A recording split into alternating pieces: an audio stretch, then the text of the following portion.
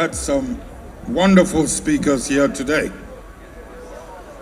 They've given me a lot of encouragement, and I feel very much inspired. And I hope the country will feel equally inspired listening to them. A few evenings ago, a retired colonel and a young doctor were having a chat in my office. And the retired colonel was talking about June 4th, the linkage, the strong linkage, the passion of NDC evolving out of the activities and the political aims and ambitions of June 4th. But the doctor said to him, I can see the link you're drawing between NDC and June 4th as if one belonged to the other. I must disagree with you. June 4th belonged to the whole country. June 4th meant so much to all of us. While we're grateful that it's given birth to the PNDC and the NDC, there were those of us who do not belong to this party, this movement, but still very much believed in what June 4th stood for. Ladies and gentlemen, maybe I should collect these ladies and gentlemen and constitute a political church service once a week in every corner of the country, so we can share with people the necessary political language, what we need to know. Ladies and gentlemen, no man must apologize for the truth. We must apologize for lying, for stealing, for doing corrupt things, for doing evil things, and not the other way around. However, if certain truths get distorted and making a situation look bad, I had no choice but to render an apology for using harsh words. Ladies and gentlemen, on the stage the other day, I was sharing with you that you will hear a lot more of the evil things that happened in the past. People have cleaned and wiped and washed their ears, ready to hear some more booms today.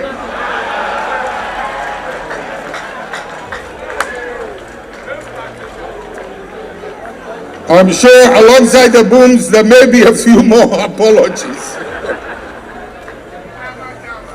No, ladies and gentlemen, I've done quite a bit of thinking, and seeing the number of speakers today and all that they have said, I think we'll have to shelve the booms in the files for another period.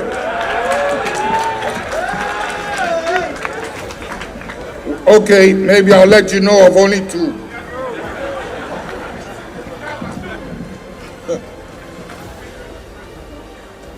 I saw something this morning.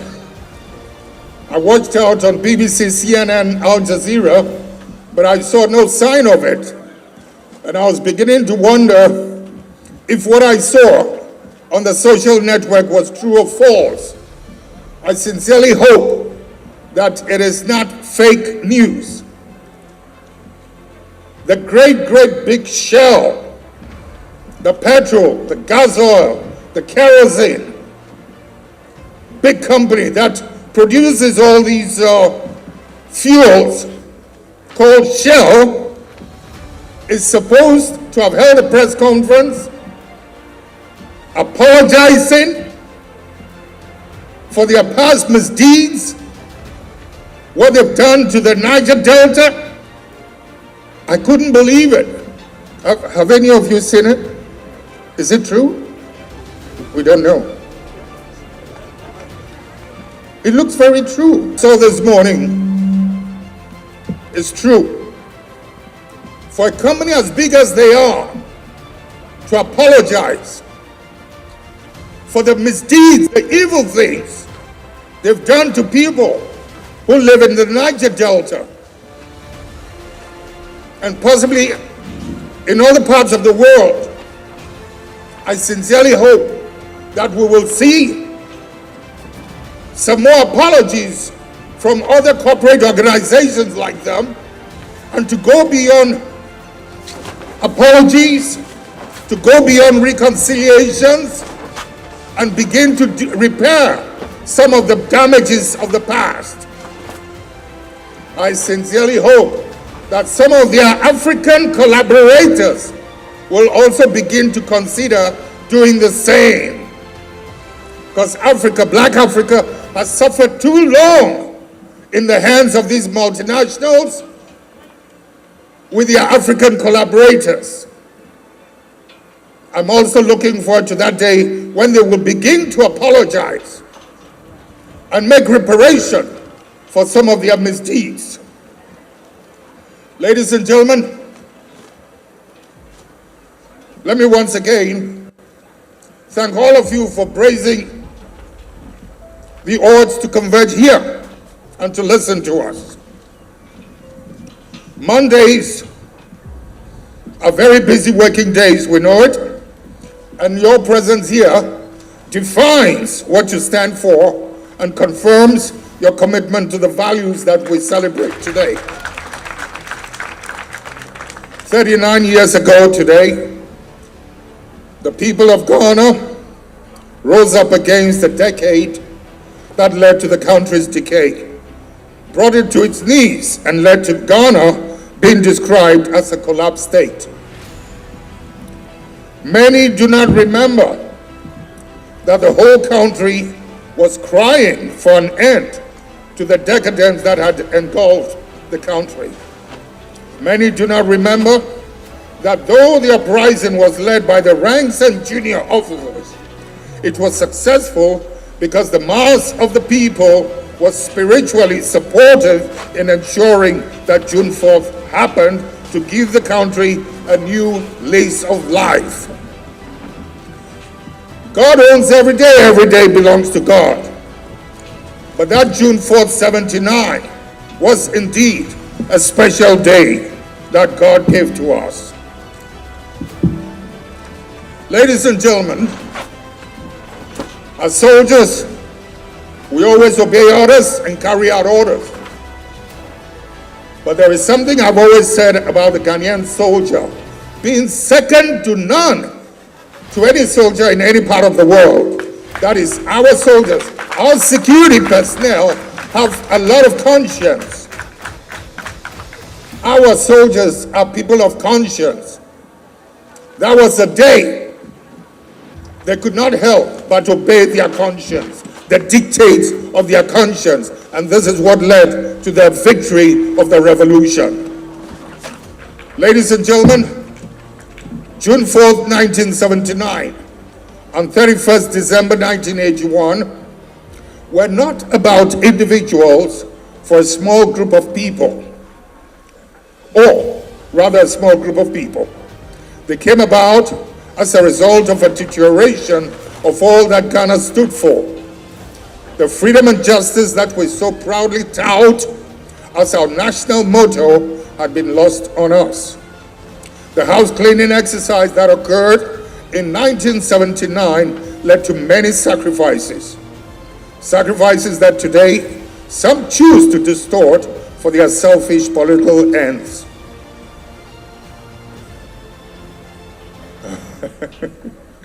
Hey,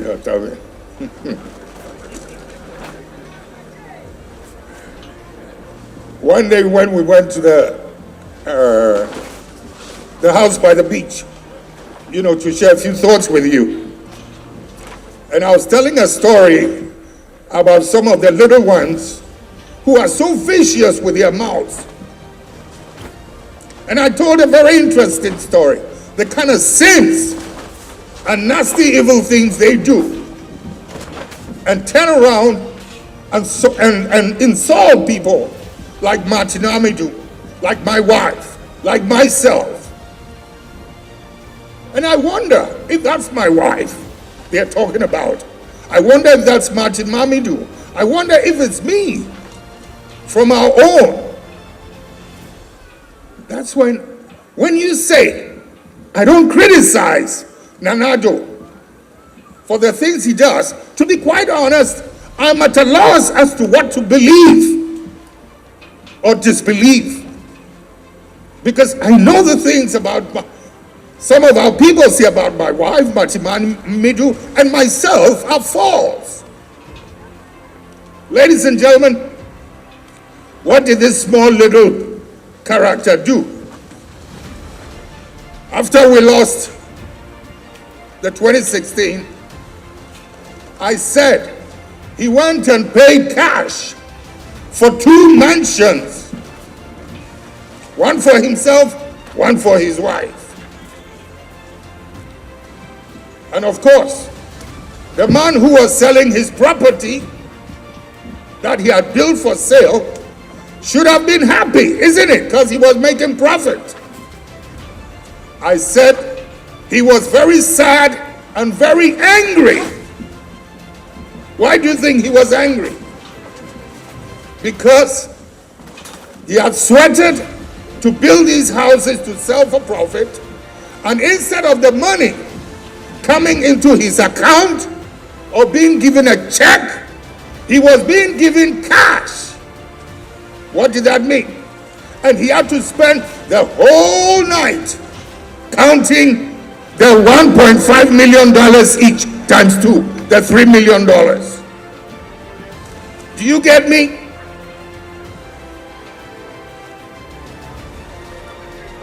When I came out of office, together with my wife, we never even had a foreign account to say we had even $10 inside it. Today, when they are tabling all the billionaires and the millions, that we have, they put RAWLINGS at number 9, I think. Oh, second to last, and they've given me 50 million. Meanwhile, the last man behind me is Kofi Wayo. I don't know, did they give him 30 million or what? They've given him either 30 or 3 million. 30. As for Kofi Wayo, I know he's so broke that I believe he must have paid the newspaper, put me there and put 30 million against my name. I have answered that kind of thing on 3 occasions. I will answer it again. They play these games as a way of whitewashing themselves, the genuine and the thieves amongst them, so that if RAWLINGS can have 50 million, there's nothing wrong with it. If I had it, I would have worked honestly for it, but I don't. They have it, the thieves and the honest ones. But they want it to be acceptable. They want it to look normal without anybody asking, how did you come by it? Ladies and gentlemen, you want to hear more? Bubra.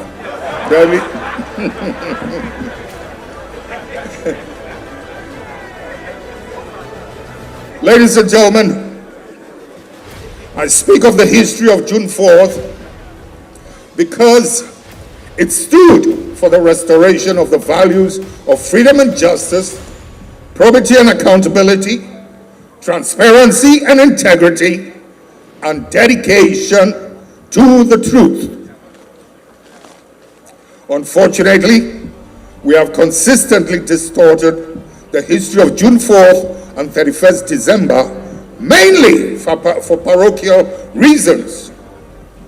There is no doubt that our political rivals and a few of our original comrades have played their part also in the distortion by authoring books and telling stories that deliberately lie about the circumstances that led to the eruption. However, a great deal of the distortion of facts concerning the history that eventually gave birth to our party, the NDC, has come from our own, from within. President Mandela said to me one day that they are aware of two people who are in the pay of the apartheid intelligence machinery. One comes from them, the other one comes from us, Ghana, from within the AFRC. I swear, Bible, Quran, everything. I will never tell a political lie to you. I never make up stories. And he was asking me, what do we do? What do they do? Because that person is loved and admired. He's a member of the executive.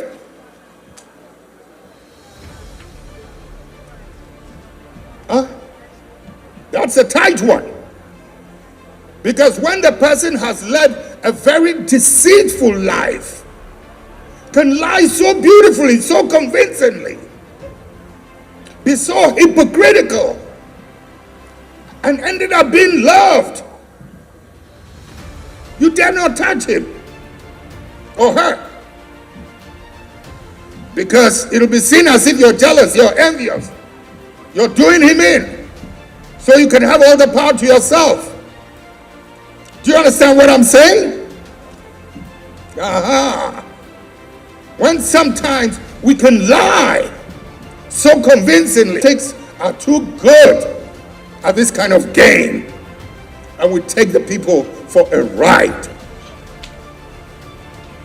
His dilemma. Now they're free. They want to move forward. They can't afford to move forward with such a character. He's a treacherous person. Yeah. Ours has also played his part and is still playing his part. If you have to take bad money from bad people, do you go and take it from apartheid intelligence? You are sick. At the right time, his name will come out. Ladies and gentlemen, I'll come to more. That's what you want to hear? David. So much beauty has been painted today. The beauty of June 4th. So don't let me distract undue attention from all that they've said. Let's just keep some of these little things, because we're dealing with the value of truth, how it can be misused and abused,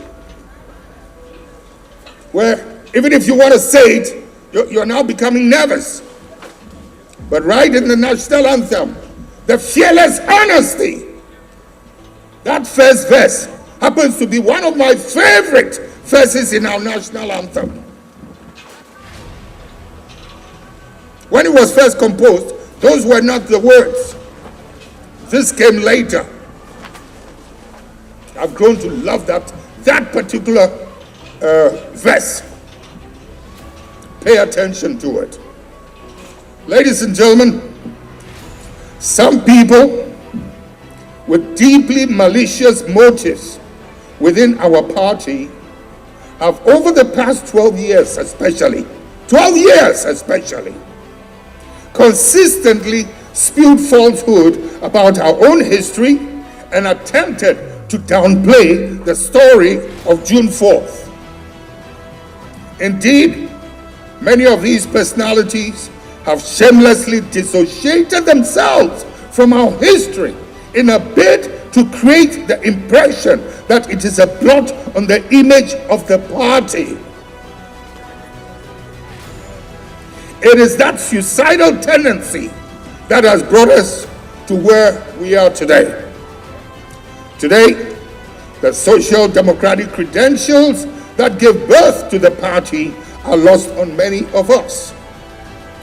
Our party has almost become a clone of what the other side used to be. Elitism and gross display of affluence have almost engulfed us, and as I stated in 2017, we are still at the crossroads. Ladies and gentlemen, June 4th represents a force that cannot be erased. June 4th is not about the semantics of probity, accountability, freedom, justice, truth, and integrity. It is about a unified force and power that can move mountains. It is a force that defies negativity and revolves on a fulcrum of ordinary people's power. It was the energy that led to the eruption of 1979. That energy was like the force of a gas explosion ignited by the gross disrespect and abuse of people to the point where the bottled up anger exploded in full force and took no prisoners. Pay attention, and took no prisoners.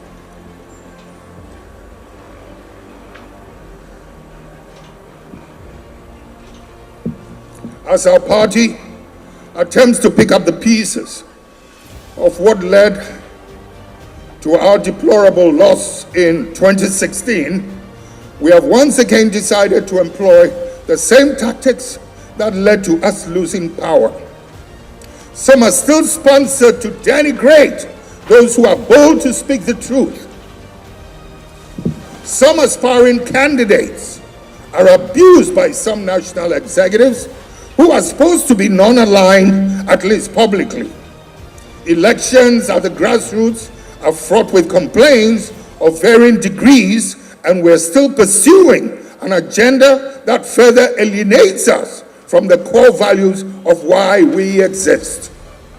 Ironically, the party that was seen as elitist and detached from the grassroots rather associated itself with the grassroots to win the last elections, while we closed the elitists. We chose the elitist route and lost miserably.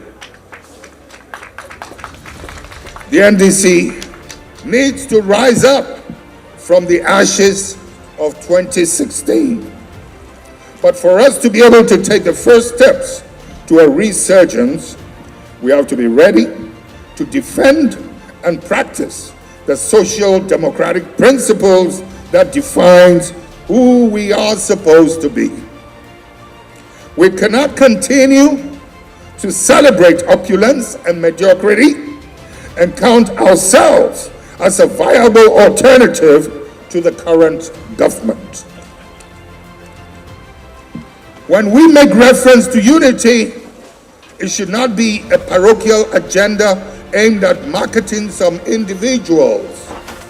The unity drive should be all-encompassing, driven by the passion and desire to repair the cracks that led to 2016.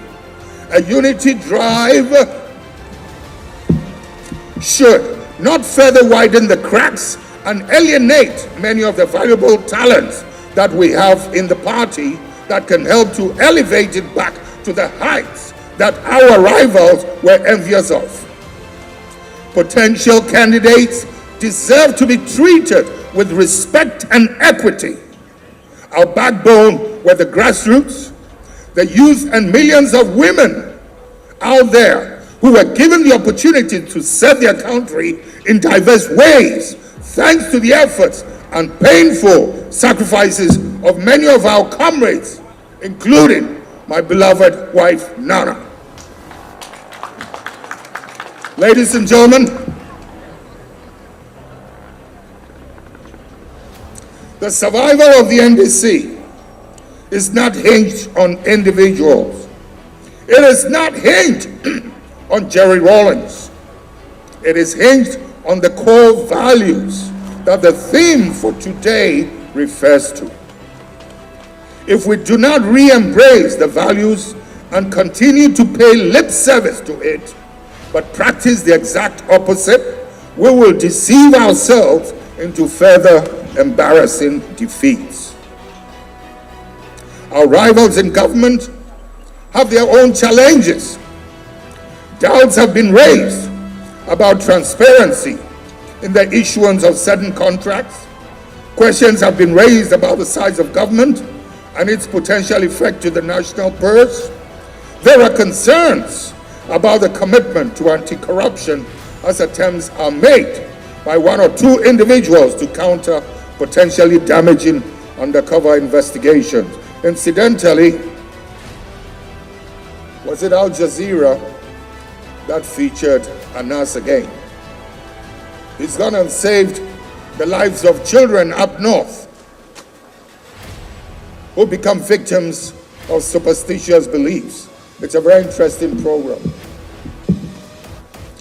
Ladies and gentlemen, when we had the chance, we made an outcast of our own, allowing our rivals to recognize the true worth and offer him such a sensitive national anti-corruption role. What does that make of us? In spite of all these, Anita, what does that make of us? Anita, mi vrouw die hunti.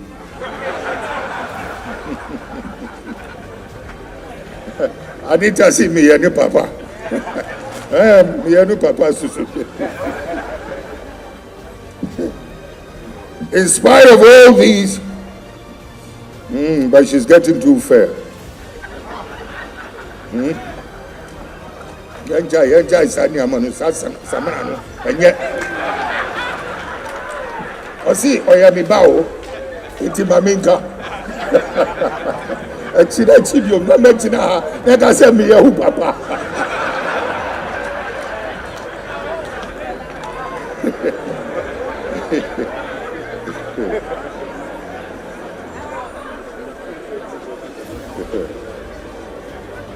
Anita. Young binu mo NDC so ya darga for power. In spite of all these issues, let us as a party not overlook the challenges plaguing our party. If we forget to clean our house well and spend our energies only attacking our rivals, it will not portend anything positive for our future. Ladies and gentlemen, I call on the youth of our party to strive to be different. I urge you to educate yourselves about the core values of the party. Let's make as many recordings of all that the speakers have talked about and share this. Because I'm not too sure our media will highlight a lot of what they said. You know, there's a little too much superficiality in the media. But these are things of substance that truly concern our lives. The core of our being. Factionalism and intolerance of potential rivals will lead to disunity instead of the unity that we clamor for. Ladies and gentlemen, when we speak of factionalism, let me repeat here, as I conclude, that Jerry John Rawlings is not a faction and will never be. Love me or hate me, but for our party to survive, the core values of what I stand for have to be respected and embraced. I am what I am because of those values, and the NDC rose to national relevance due to those values. reorganizing towards those core values is the best bet towards our resurgence. Thank you, and God bless us all. Wait! Hold on. Midawasi. Sit down, please.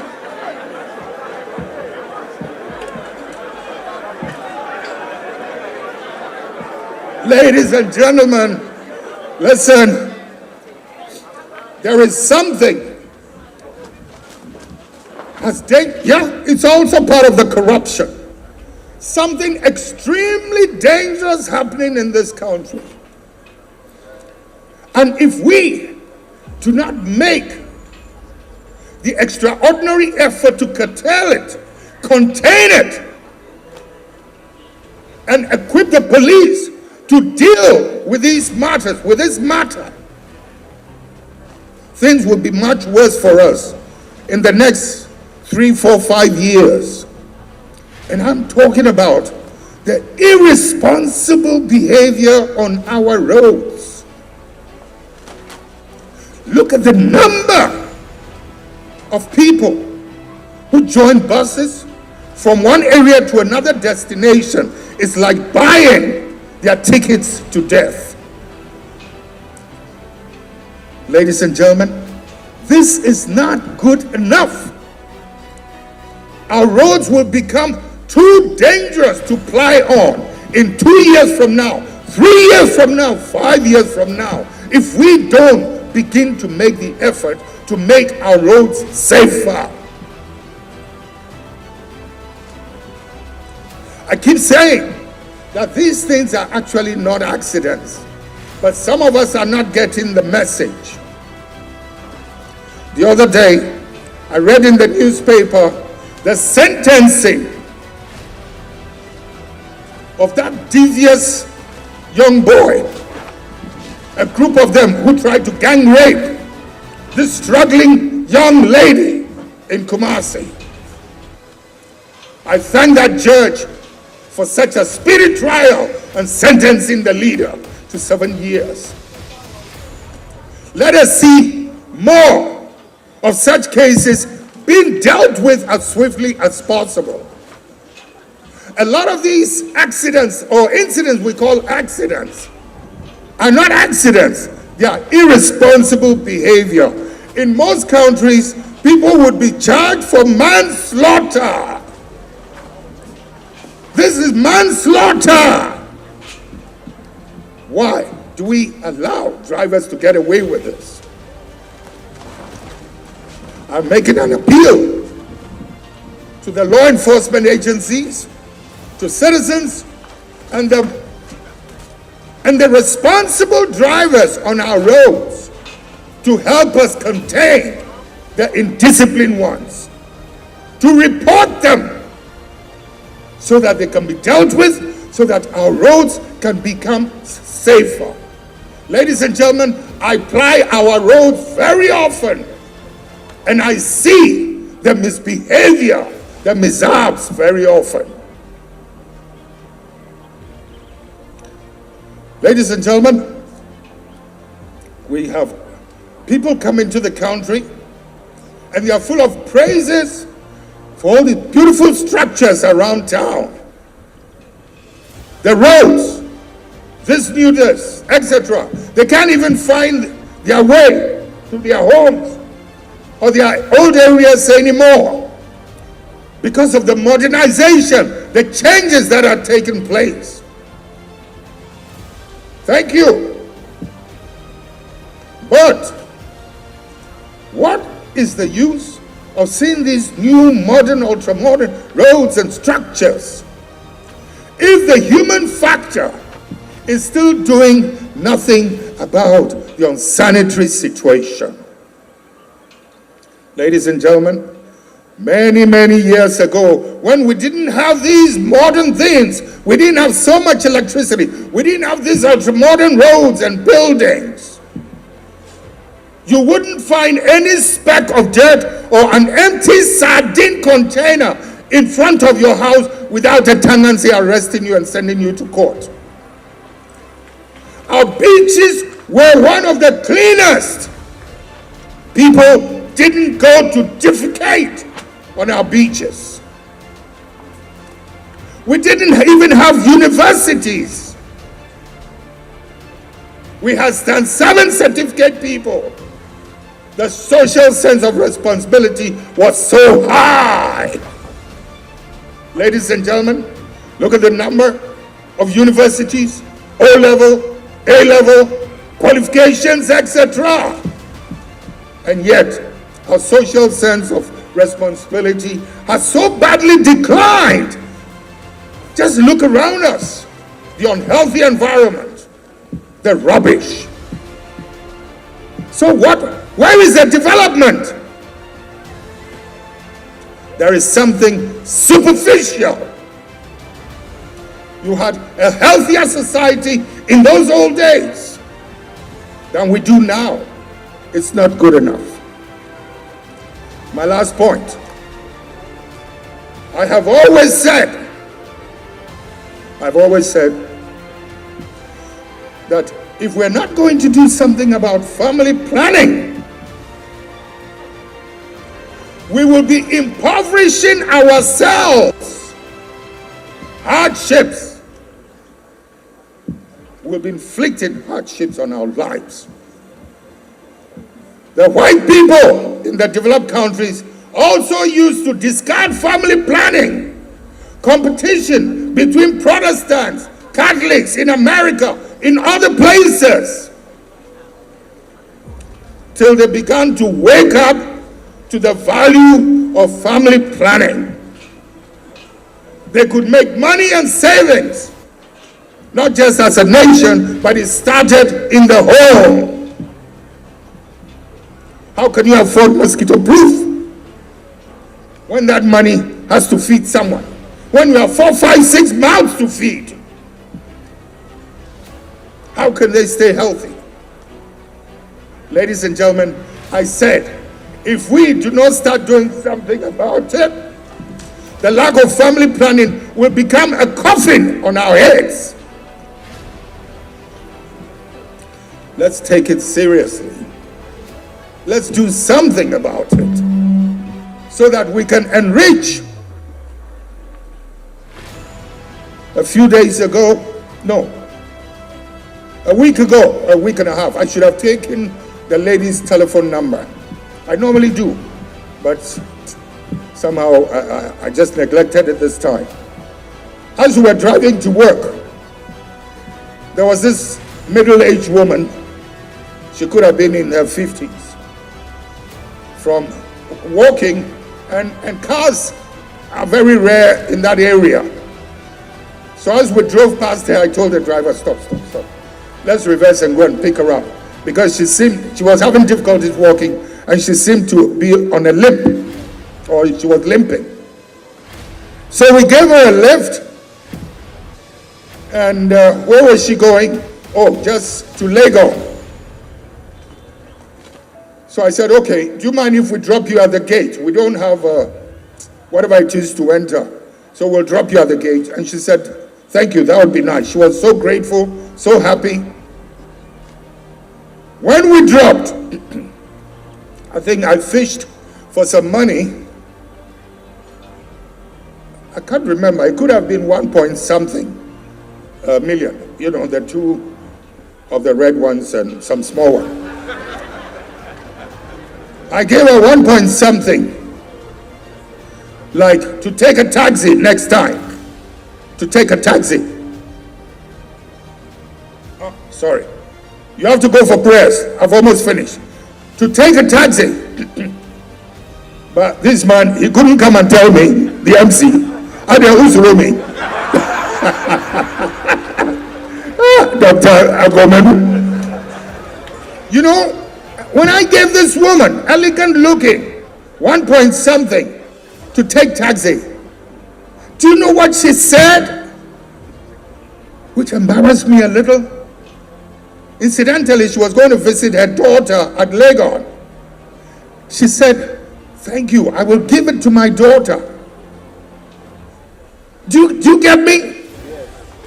How hard life is? I will give this to my daughter. Life is tough. Let's not make it any tougher than it is.